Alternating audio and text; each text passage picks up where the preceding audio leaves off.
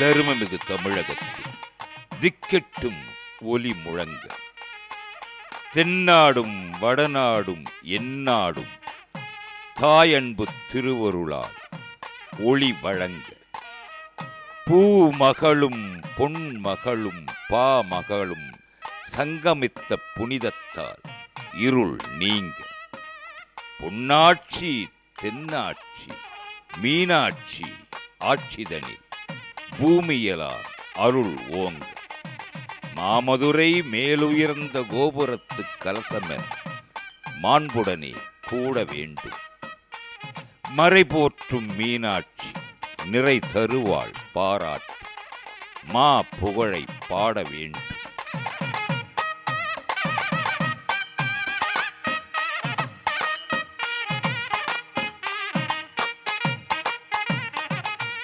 மகத்தானது மனித வாழ்வு, ஆண்டவனால் அமைக்கப்படுகின்றது அவ்வாழ்வும் வளமும்.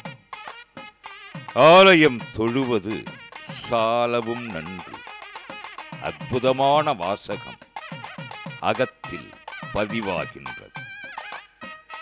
வெளிப்புறத்தில் தரிசனம் செய்யும் ஆண்டவனை உட்புறத்தில், அதாவது அகத்தில் அமைத்துக் கொள்வதற்கான பாதைகள் பல உள்ளன.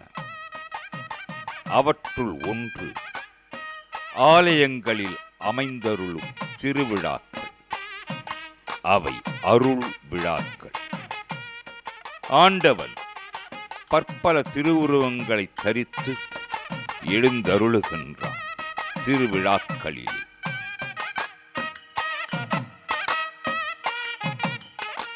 மதுரை அருள்மிகு மீனாட்சி சுந்தரேஸ்வரர் திருக்கோயிலிலே இறைவனின் சந்நிதிக்கு நேரே உள்ள திருமண்டபத்தில் அமைந்தருளி இருக்கின்றது துவஜஸ்தம்பம் எனும் கொடிமரம். திருமண்டபத்தை சுற்றி தெய்வ திருவுருவங்கள், தெய்வ திருவுருவங்களின் திருவருளும், அம்பிகை அங்கையர்கன்னியான மீனாட்சி, ஐயன் அப்பன் சுந்தரேஸ்வரர பெருமான் இருவரின் அருள் ஆசியினாலும் மாமதுரை மேலே உயருகின்றது கொடியேற்ற திருவிழா. உருத்திரனை உமாபதியை உலகானானை, உத்தமனை நித்திலத்தை ஒருவன் தன்னை, பருப்பதத்தை பஞ்சவடி மார்பினானே, பகல் இரவாய் நீர் வெளியாய் பறந்து நின்ற நெருப்பதனை நித்திலத்தின் தொத்தப்பானை, நீரணிந்த மேனியராய் நினைவார் சிந்தை கருத்தவனை, கஞ்சனூர் ஆண்ட கோவை கற்பகத்தை கண்ணாரக் கண்டுய்ந்தேனே. கற்பக விருட்சம் என்பது பார்க்கடலில் தோன்றிய 5 கற்பக மரங்களே பஞ்சதருக்கள் எனப்படுகின்றது. இவைகள் கற்பக மரம், பாரிஜாதம், ஹரிசந்தனம், சந்தனம், மந்தாரம் ஆகியவை ஆகும். மண்ணுலகத்து கற்பக மரம் பனையாகும். இதன் கீழே பரமேஸ்வரன் எழுந்தருளுகின்றார். இத்தகைய திருத்தலங்கள் பல உள்ளன. பூலோக பாரிஜாதம் பவழ மல்லிகையாகும். இதன் கீழேயும் இறைவன் மகிழ்வுடன் எழுந்தருளுகின்றார். கற்பக விருட்சத்திலே சோமாஸ்கந்தமூர்த்தி, இருவருக்கும் இடையில் முருகப்பெருமான் குழந்தை வடிவில். இவ்வடிவமே சோமாஸ்கந்த மூர்த்தி என்று போற்றப்படுகின்றது.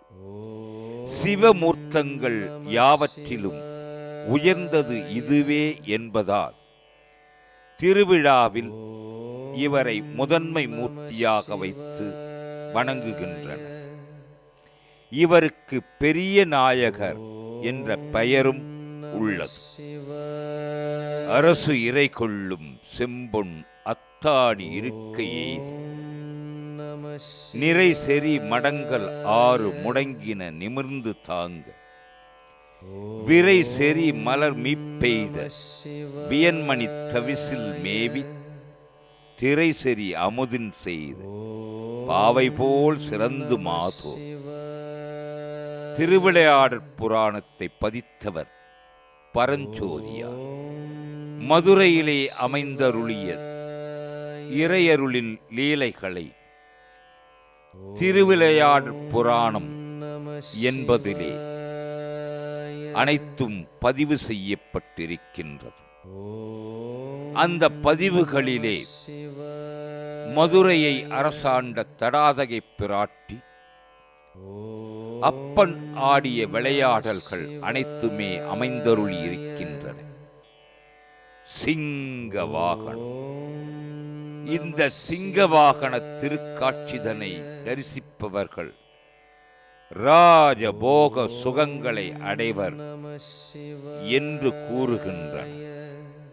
மாடுகட்டி போரடித்தால் மாளாது சென்னல் என்று ஆணைகட்டி போரடிக்கும் அழகான தென்மதுரை என்று இலக்கியங்கள் கூறுகின்றன. இறைவனுக்கு ஆதியில் சொக்கர், சொக்கலிங்கர் என்னும் நாமங்கள் விளங்கி வந்தன. சொக்கு என்பது அழகு, அழகை உடைய சொக்கர். இன்றைய காலத்தில் சுந்தரேஸ்வரர், மீனாட்சி சுந்தரர், சோமசுந்தரர், கலியாண சுந்தரர், சண்பக சுந்தரர் முதலிய திருநாமங்கள் இலக்கியங்களில் அடியார்க்கு நல்லான், அபிஷேக சொக்கர், கடம்பவன சொக்கர், கற்பூர சொக்கர், புழுகுனை சொக்கர், கடம்பவனேசர், மதுரேஸ்வரர் முதலிய திருநாமங்கள். மதுரை திருத்தலத்தில் இறைவன் சங்கப் புலவராக வீற்றிருந்த பொழுது இறையனார் பேராலவாயர் என்னும் திருநாமங்களும் பெற்றிருந்தார். திருக்கோயில் கல்வெட்டுகளில் இறைவனுக்கு அழகிய சொக்கநாதர், திருவாலவாயுடைய நாயனார், மதுரை உடையார், அதிர வீசி விளையாடுவார், சொக்கநாத ஈஸ்வர உடையார், மாதேவர் அழகிய சொக்கனார், சுந்தர பாண்டிய சோழக்கோனார், திருவாலவாயுடைய தம்பிரானார் முதலிய நாமங்கள் காணப்படுகின்றன. அம்பிகை இறைவியின் நாமங்கள். திருத்தலத்தில் இறைவியின் திருநாமம் மீனாட்சி. மீனாட்சி என்பது மீன் போன்ற அழகிய கண்களை உடையவள் என பொருள்படுகின்றது. இதன் தமிழ் பெயர் அங்கையர்கண்ணி. சீகாழி பிள்ளை திருஞான சம்பந்தப் பெருமானின் வாசகம் அங்கையர்கண்ணி தன்னொடும் அமர்ந்த ஆலவாய். மீன் தன் பார்வையாலேயே முட்டைகளை பொரியச் செய்யும். அதே போன்று அகிலத்து மக்களுக்கு தன் அருட்பார்வையால் நலம் தருபவள் என காரண பெயர் ஏற்பட்டது. திருநோக்கால் ஊழ்வினை போக்கி மீன் கண்ணுக்கு இமையில்லாமல் இரவும் பகலும் விழித்துக் கொண்டிருப்பது போல தேவியும் கண் இமையாமல் உயிர்களை காத்து வருகிறாள் என்று அறிஞர்கள் கூறுகின்றனர். ஸ்ரீ ஆதிசங்கர பகவத்பாதர் தமது சௌந்தர்யலகரியிலே அற்புதமான வாசகத்தை அமைக்கின்றார்.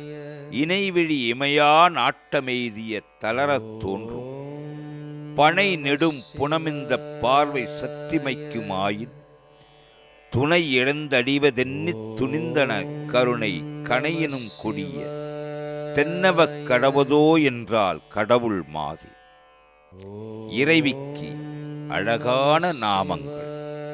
தடாதகை பிராட்டி, அபிஷேகவல்லி, கற்பூரவல்லி, மரகதவல்லி, சுந்தரவல்லி, அபிராமவல்லி, கயற்கண் குமாரி, குமரித்துறையவள், கோமகள், பாண்டி பிராட்டி, மாணிக்கவல்லி, மதுராபுரி தலைவி, முதுமலை திருவழிதிகள் முதலிய பல நாமங்கள்.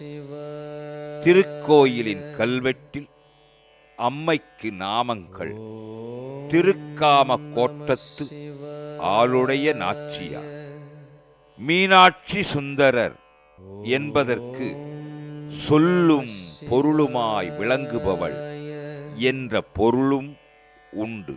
பழைய திருவிளையாடல் பதிகத்திலே மன்னிய சொல் உன் மாது மாசரு பொருள் நீ உண்மை என்று நின்றரட்டும் வேத மாதலார் என்பது பதிவாகி உள்ளது. பரஞ்சோதி முனிவரோ என்னை இகந்தனோ சொல் வடிவாய் நின்ற இடம்பிரியா இமயப் பாவை தன்னையும் சொற்பொருளான உன்னையுமே இகழ்ந்தனன் என்று கூறுகின்றார். இவ்வடிகளில் சொல் தேவியையும் பொருள் பெருமானையும் குறிக்கின்றன.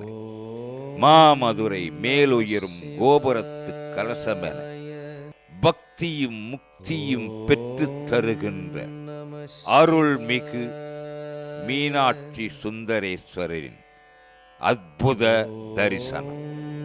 நம சிவாய. ஓம் நம சிவாய.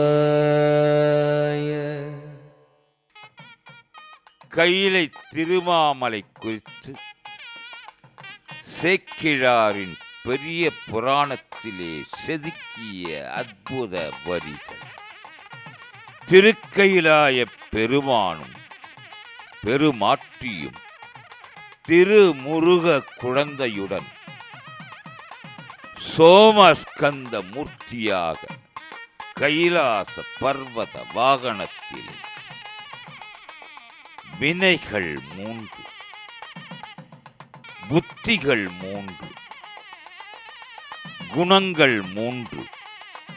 அவை ஆணவம், கண்மம், மாயா என்ற மும்மலங்கள்.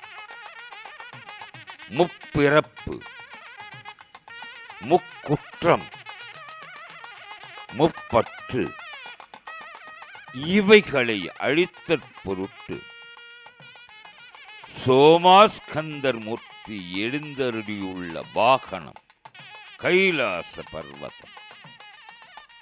ராவணன் ஆணவ மலம் முதிர்ந்த ஜீவாத்மா. அகங்காரம் அதுவே அவனது அதிகமான வரவு. ஒரு சமயம் குபேரனை வென்றான் ராவன். வெற்றி பெற்றுவிட்டு திரும்புகின்ற போது கைலை மலை குறுக்கிடக் கண்டான். 10 முகம் 20 கைகள். ராவணன் 20 கைகளாலும் கைலை மலையை பெயர்த்தெடுக்க முனைந்தான். ராவணனின் கர்வத்தை அடக்க பெருமான் கால் கட்டை விரலை அழுத்தினார். பாரம் தாளவில்லை. அழுது புரண்டு அரற்றினான் ராவணன். வாசீக முனிவரின் ஆலோசனை ராவணனுக்கு அமைந்தது. அந்த ஆலோசனைப்படி சாமகானம் பாடினான். அதிலிருந்து மீண்டான். இறையான பெருமான் சந்திரஹாசம் எனும் வாளையும் 30 முக்கோடி வாழ் நாளையும் ராவணனுக்கு அளித்தார். ராவணின் கர்ப்ப பங்கத்தை அடித்த விதமாக இன்று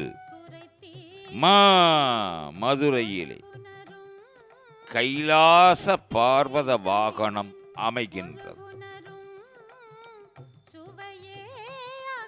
சைவர்களின் புனித திருத்தலம் திருக்கயிலாயம். காரைக்கால் அம்மையார் கைலை மலை மேல் தலையால் நடந்து சென்று இறைவனை வழிபட்டதாகவும் பெற்றவர் எவருமில்லா பெருமான் காரைக்கால் அம்மையாரை மட்டுமே அம்மையே என்று அழைத்ததாகவும் அப்பர் பெருமான் என்று போற்றப்படும் திருநாவுக்கரசர்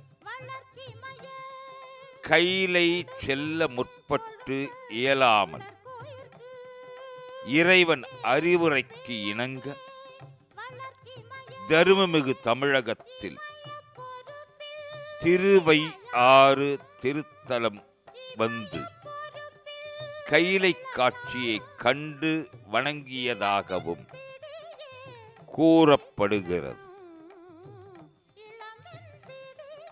தீவார பதிகங்களில் கைலையை குறித்து அமைந்த பதிகங்கள் 6.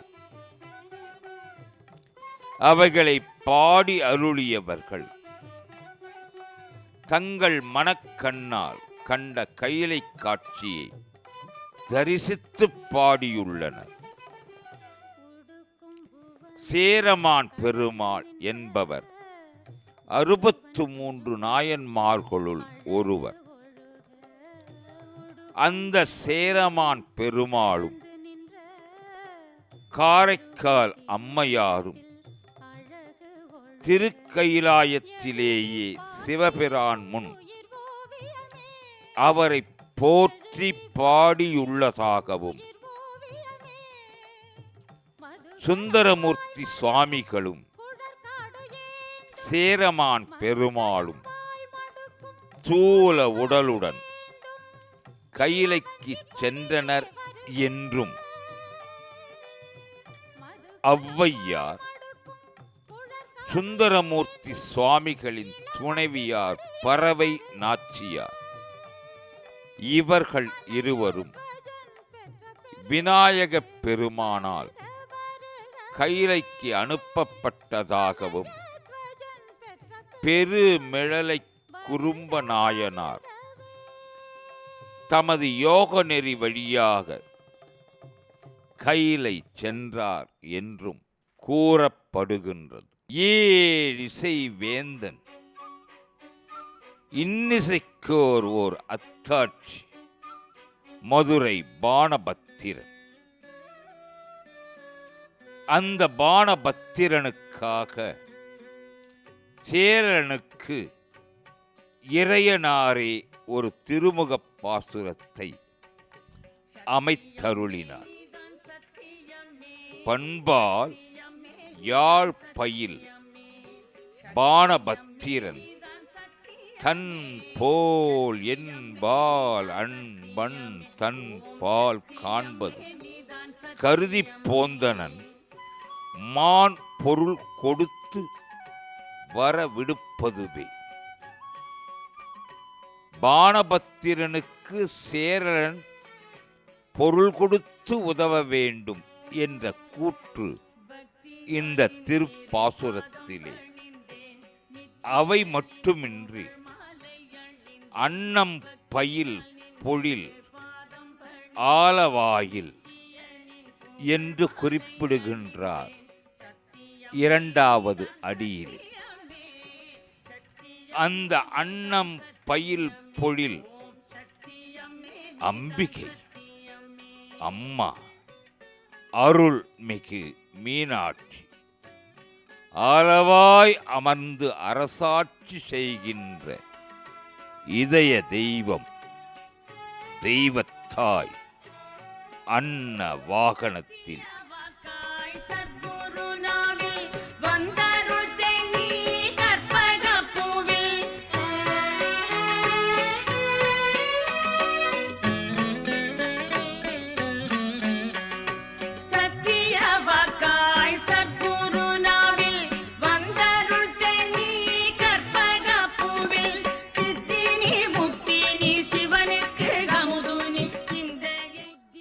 ஆகமங்கள் அம்பிகையை சிவபிரானிடம் இருக்கும்போது மனோன்மணி என்று குறிக்கின்றன.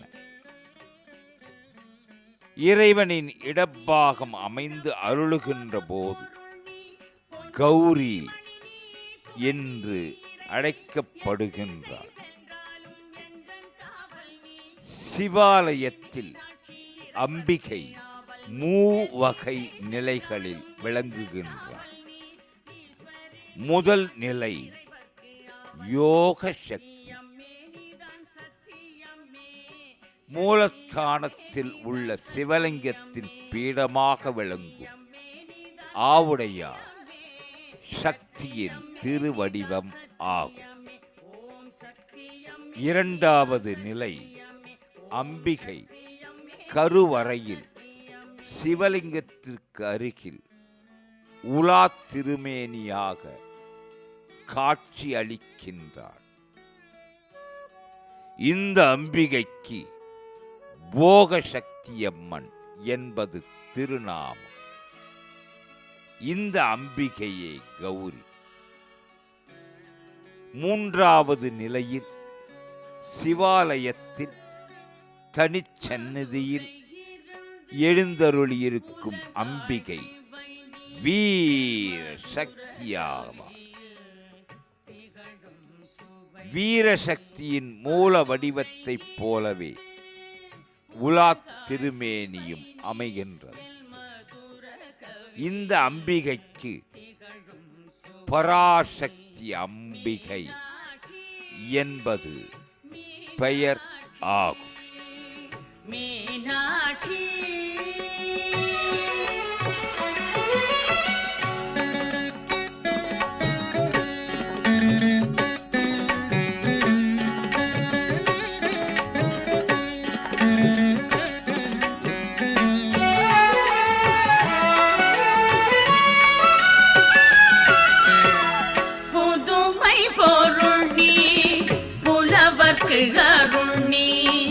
மதுவை பொழியும் மறையின் பொருள் நீ, புதுமை பொருள் நீ, புலவர்க்கு அருள் நீ.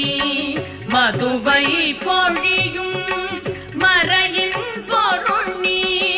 மீனாட்சி மீனாட்சி மீனாட்சி.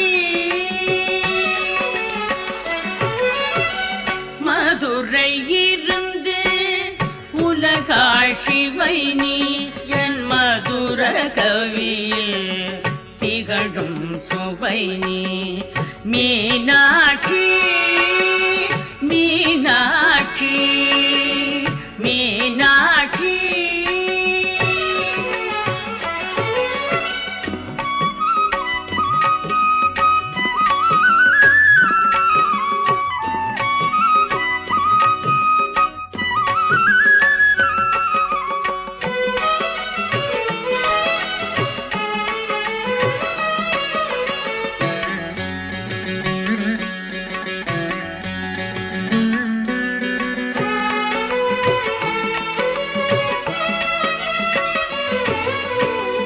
இனிமைக்கு இனிமை நீ, எழிலின் எழில் நீ, கடியின் ருச்சி நீ, கவினி புவினி.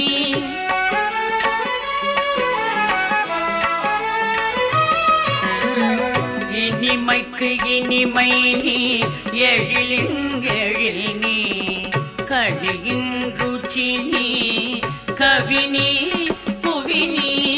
இனி துயர் எனக்கு இல்லை என்றாய் நீ, பனி தமிழ் பாடலாய் எல்வால் வந்தாய் நீ.